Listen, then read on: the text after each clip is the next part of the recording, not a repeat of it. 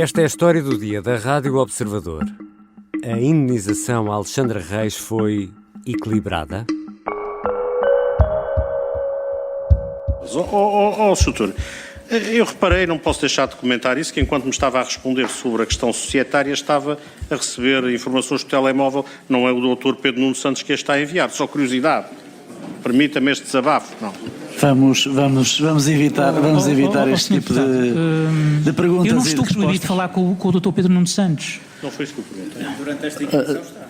Estou? Senhora deputado Isso está escrito onde? Hugo Mendes foi o secretário de Estado das Infraestruturas do então ministro Pedro Nuno Santos. Caiu na sequência do caso da indenização de 500 mil euros a Alexandre Reis quando a gestora saiu da TAP.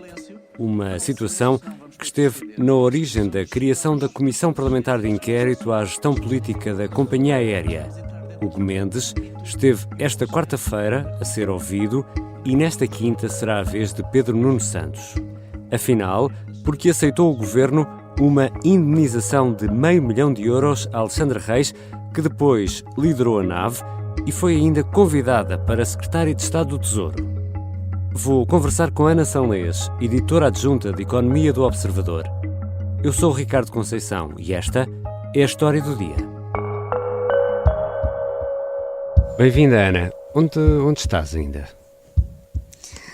Bem, Ricardo, ao fim de quase 7 horas na sala 6 das comissões do Parlamento, estou aqui num corredor da Assembleia da República antes que termine a tolerância habitual que é dada aos jornalistas após o fim das audições. Estamos a gravar esta conversa na noite de quarta-feira. Nos corredores.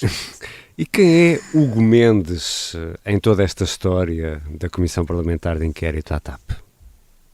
Hugo Mendes era uma das audições mais esperadas e é um dos culpados, digamos assim, por estarmos aqui nesta comissão de inquérito. Era secretário de Estado das Infraestruturas de Pedro Nuno Santos, quando foi decidida a saída de Alexandre Reis da administração da TAP com o famoso cheque de 500 mil euros, conhecido por todos nós na véspera do Natal do ano passado, e foi Hugo Mendes que deu o ok a esse valor.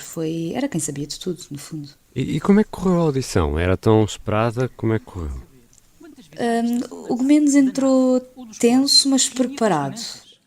Senhoras e senhores deputados, é simplesmente, desculpem a frontalidade, simplesmente ridículo para quem tem a mais vaga ideia de como funciona um governo pensar-se que um ministério setorial pode querer impedir a comunicação de uma empresa pública com o ministério mais poderoso do governo, que representa o acionista e lhe controla as contas.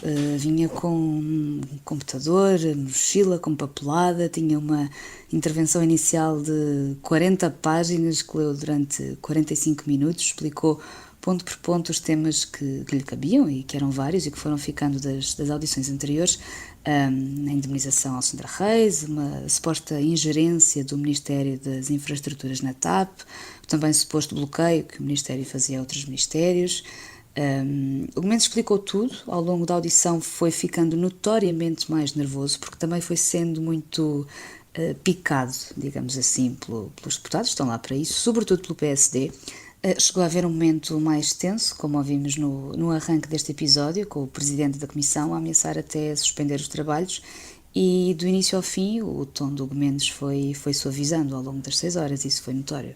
E antes de irmos à questão da indenização, que, como já explicaste, é central neste caso, Hugo Mendes é o autor de um e-mail para a CEO da TAP relativo a um alegado pedido de mudança de um voo para agradar ao Presidente da República. Ana, que pedido foi este e qual é a justificação de Hugo Mendes? Esta é capaz de ser uma das histórias mais rocambolescas que saiu desta comissão de inquéritos, tirando-se tudo o que tem a ver com o SIS, tudo o que tem a ver com uma das histórias mais rocambolescas relativas à TAP. Este pedido sobre um voo do Presidente da República foi conhecido na comissão de inquérito. Ficou célebre então um e-mail em que a CEO da TAP diz ao secretário de Estado que recebeu um pedido para que uma viagem de Marcelo a Moçambique, um voo de regresso, fosse alterado. E mais do que o e-mail, ficou célebre a resposta de Hugo Mendes, que disse que, ao contrário da CEO da TAP, que estava inclinada a rejeitar o pedido, porque até tinha medo das reações que aquilo poderia provocar, O secretário de Estado diz que estava inclinado para conceder o pedido, e há uma frase lapidar que é: o Presidente é o nosso maior aliado, mas pode tornar-se no nosso maior pesadelo. E foi aqui um momento foi uma meia-culpa do Gomes, que começou por dizer que não era o destinatário do e-mail, foi-lhe pedida uma opinião pela CEO da TAP, que ele deu. Essa opinião acabou por não ter consequências, mas foi um dos casos em que o Gomes assumiu o erro e reconheceu que foi um comentário infeliz. Não partiu de mim a iniciativa de pedir nada. Eu sou o destinatário de um e-mail que a ex-CEO me endereça a expressar uma dúvida. Em segundo, limitei-me a partilhar uma opinião. Ela foi sem dúvida infeliz, mas eu não dei nenhuma instrução. Ainda sobre este caso, os deputados confrontaram o Gomes com as críticas do Presidente da República, do próprio, e também de António Costa, e o Gomes disse que só estava no governo porque o Primeiro-Ministro assim o quis. E, portanto, eu não vou comentar o que o Primeiro-Ministro disse. Muito obrigado. Mas deixe-me lembrar-lhe duas coisas. Desculpe lá, não são dois comentários, mas não é um comentário, mas são duas constatações. E a primeira constatação é que, se eu fui membro do governo, foi porque o líder do governo aceitou que eu fosse membro do governo. E porque já agora o Presidente da República também aceitou. E o segundo comentário é que ouviu o Sr. Primeiro-Ministro há umas semanas dizer que as condições do membro do governo de se manter no governo medem-se desde logo pelos resultados. E os resultados da TAP são excelentes. E Hugo Mendes também foi acusado de ser um instrumento de pressão na condução da vida da TAP. Foi, e rejeitou sempre essa ideia. Numa altura até usou Rui Rio como exemplo. Disse que durante 2 anos o Ministério das Infraestruturas foi bombardeado para criar rotas políticas, tivessem estas ou não rentabilidade, até podiam custar mais dinheiro à TAP, e disse que deu sempre a mesma resposta, que quem decide para onde a TAP voa é a Comissão Executiva, e que o Governo nunca se meteu nessas questões. Mas havia outras neste tema da pressão. Aquela questão do Ministério ser a única porta de entrada, poder ser a única porta de entrada da TAP, da CEO da TAP, para o Governo, foi uma outra SMS que ficou célebre na Comissão de Inquérito, e também para isto o Gomes tinha uma justificação, é que, segundo o ex-secretário de Estado, a CEO ganhou o hábito de ir bater à porta de outros ministérios para não atrapalhar a agenda do secretário de Estado. Mas o Gomes teve de insistir com Cristino Widener que não podia ser assim, até por uma questão de organização. Isto acontece porque, a uma certa altura, a CEO da TAP foi ao Ministério do Trabalho, e o Gomes disse que já não era a primeira vez que acontecia, que tinha relatos de colegas de outros ministérios de que estava a acontecer a mesma coisa. E o Gomes aqui foi bastante crítico e disse que por causa disto criou-se uma teoria fantasiosa de que ele seria uma espécie de rolha que impedia a passagem da CEO da TAP para o governo sem ser pelas infraestruturas, e ele rejeitou isto de forma muito veemente. Não foi nenhuma tentativa de excluir o Ministério das Finanças. A TAP, como qualquer outra empresa pública, tem o seu canal institucional autónomo com o Ministério das Finanças, que se relaciona com as suas entidades, que tutela, quando, como e pelos motivos que entender. Já voltamos à conversa com Ana Sanlês, editora adjunta de Economia do Observador. Afinal, o Governo estranhou ou não o valor de 500 mil euros pagos a Alexandre Reis para sair da TAP?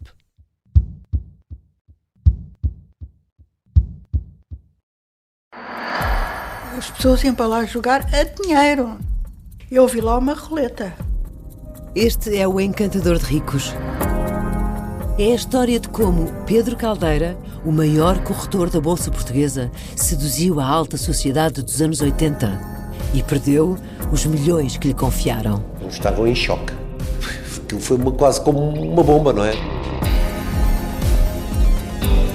Uma série para ouvir em 6 episódios que faz parte dos Podcast Plus do Observador. É narrada por mim, São José Correia, com banda sonora original de The Legendary Tigerman. Os Podcast Plus do Observador têm o apoio da Onda Automóveis. Estamos de regresso à conversa com a editora adjunta de Economia do Observador, Ana Sanlês. Ana, segundo Hugo Mendes, como se chegou afinal a esta indenização de 500 mil euros? Bem, chegou-se a partir de um valor de partida que era 3 vezes superior, isto já se sabia, era cerca de 1,5 milhão de euros, e Hugo Mendes diz que a preocupação do Ministério era unicamente de política e de que o objetivo era que o valor da compensação fosse o mais baixo possível, mas ainda assim que respeitasse os direitos de Alexandra Reis. Chegou-se a um acordo através de uma negociação com os advogados e Hugo Mendes disse que não deu qualquer instrução sobre valores, aprovou os 500 mil euros porque era 1/3 da proposta inicial e pareceu-lhe, e aqui havia uma expressão que é o central, um ponto de equilíbrio possível. Considerei que este valor era o ponto de equilíbrio possível entre a defesa dos interesses da empresa e a salvaguarda do que se entendia serem os direitos da administradora e que não cedesse o politicamente que nos parecia admissível. Entre a salvaguarda dos interesses da TAP e dos interesses da própria Alexandra Reis, e Hugo Mendes diz que não conhecia as cláusulas do acordo, conhecia os valores, foi tendo conhecimento deles e deu-lhes o ok final. Isso quer dizer que, segundo Hugo Mendes, nem ele, nem o ex-ministro Pedro Nuno Santos tiveram qualquer responsabilidade no valor de €500 mil? Não tinham nada a dizer? Tinham e disseram quando acharam precisamente que tinham alcançado o tal ponto de equilíbrio, pelo menos é essa a ideia que passa. Mas houve alguma desvalorização sobre o valor, e passo o pleonasmo, porque o Hugo Mendes foi sempre dizendo que também há limites à compressão dos direitos das pessoas, ou seja, deu a entender que até estava de acordo com o valor que foi encontrado, o tal ponto de equilíbrio que foi encontrado para pagar a saída de Alexandra Reis. E se nos recordamos, ele até disse numa mensagem que ela só receberia €500 mil, só, apenas. E até disse que o mundo da aviação é dos mais bem pagos do mundo e que Alexandra Reis até... O que a oferia na TAP era 55%, ou seja, quase metade do que ganhava outro administrador, David Pedrosa, e que este até tinha direito a um prémio de €1 milhão. Ou seja, dá a ideia de que o Hugo Mendes pensa que, pondo isto tudo na balança, realmente o valor até foi equilibrado. Neste caso, nós entendemos que os 500 mil euros, tendo em conta a posição de partida, que era o triplo, e tendo em conta que nós não estávamos em guerra, nem queríamos violar ou comprimir excessivamente os direitos da engenheira Alexandra Reis, foi o valor que nos pareceu razoável. Outra pessoa, se calhar, decidiu de outra forma. É totalmente legítimo. E num comunicado enviado à CMVM, à Comissão de Mercado de Valores Mobiliários, a TAP diz que Alexandra Reis sai porque quer, mas pelo que já ouvimos nesta comissão, foi afastada por vontade de Christine Omier-Weidner. O comunicado à CMVM, Ana, assenta numa falsidade? Eu diria que hoje já temos dados suficientes para dizer que sim, porque este é um dos principais pontos de fricção desta comissão. O comunicado à CMVM fala numa figura que não existe, que é a renúncia por acordo, não é? Se renunciou, mas hoje sabemos que sim, que Alexandra Reis saiu porque a CEO quis, havia divergências entre ambas e o Hugo Mendes diz que o governo quis fazer-lhe a vontade para a empoderar, porque o Hugo Mendes foi sempre elogiando muito a Alexandra Reis, também é preciso dar nota disso. Mas disse que o governo aceitou esse pedido da CEO porque queria dar boas condições para a nova líder da TAP executar o plano de reestruturação, e até lembrou que Christine só tinha escolhido uma das pessoas da sua equipa e acharam natural que ela quisesse ter junto de si mais pessoas que ela própria pudesse escolher. E sobre o comunicado à CMVM, sim, não é verdade e o Hugo Mendes refugiou-se um pouco nós não nos metemos no comunicado, isso não tem nada a ver connosco, mas admitiu que talvez o que lá esteja não seja fiel. Eu não digo que não fosse falso, eu só estou a dizer que do nosso lado eu volto a invocar o princípio da boa-fé e o princípio da confiança e o princípio da responsabilidade de quem, repare, a entidade emitente é a TAP. E que se calhar é uma formulação convencional, esta parte até fez os deputados rir, mas o Hugo Mendes diz que houve boa fé, que o comunicado era fiel à realidade, e hoje sabemos que não é. E foi possível, no meio disso tudo, perceber porque é que Alexandra Reis, que saiu da TAP, empurrada pela CEO, acaba escolhida para a nave e depois para o governo? Pela sua extrema competência, foi isso que o Gomes nos deu a entender. A sua escolha para a nave, ficámos a perceber que há pouquíssimas pessoas aparentemente disponíveis no mercado com o conhecimento que Alexandra Reis tem sobre o mundo da aviação, que é bastante específico, e não só pelas suas capacidades de liderança. O Gomes enumerou-as e referiu mesmo que nessa altura era muito difícil encontrar pessoas para a nave, e Alexandra Reis caiu ali do céu. E pareceu até uma oportunidade, pareceu uma boa hipótese tanto ao próprio Gomes como a Pedro Nuno Santos, e o Gomes até referiu que se lembrava perfeitamente do dia em que depois Alexandra Reis é convidada para as finanças, lá está, mais uma vez pela sua competência, experiência, e aceitou ir para o governo, e que o Gomes diz que pensou, bem, lá ficamos outra vez com um problema na nave, como é que vamos agora resolver isto? E esse talento de Alexandra Reis foi muito enfatizado por o Gomes. O Gomes, que assumiu que fala com Pedro Nuno Santos, que sempre foi leal ao ex-ministro, isto de alguma forma, Ana Salles, permite-nos antever que para ambos os 500 mil euros pagos a Alexandra Reis é o tal valor equilibrado e que para ambos isto até poderia ser bem pior? Bem, da audição ao Gomes é isso que fica. E fica outra coisa muito importante que não é inédito, pelo contrário, nesta CPI, que é a responsabilização dos advogados sobre os termos do acordo, porque é que o acordo aconteceu como aconteceu.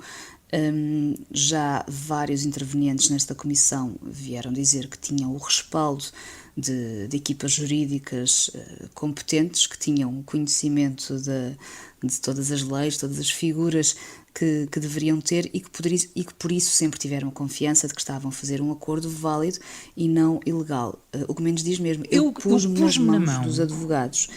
Dos advogados, Sr. Deputado. Sobre Pedro Nuno Santos, o que é que ele pensa do valor, vamos descobrir esta quinta-feira, mas já sabemos e soubemos também na audição ao Gomes que houve outras Alexandras Reis. Entre 2019 e 2022 saíram 13 administradores, e o total não foram só indenizações, foram prémios, outras coisas, rescisões pagas a estes gestores, foi de 8,5 milhões de euros, incluindo Alexandra Reis. Obrigado, Ana. Obrigada, Ricardo. Ana Sanlês é editora adjunta de Economia do Observador. Esta foi a história do dia. A sonoplastia é do Artur Costa, a música do genérico do João Ribeiro. Eu sou Ricardo Conceição. Até amanhã.